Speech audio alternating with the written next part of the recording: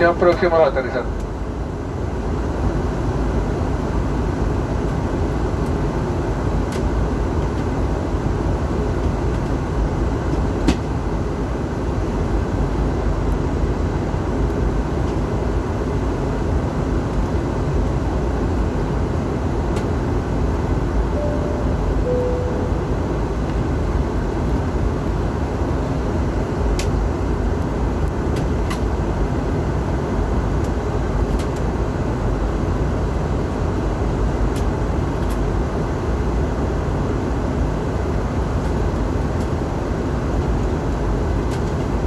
Continuando con las medidas de bioseguridad y distanciamiento social exigidas por las autoridades locales, se deberá desembarcar estrictamente por número de fila, iniciando con los asientos al costado derecho del avión.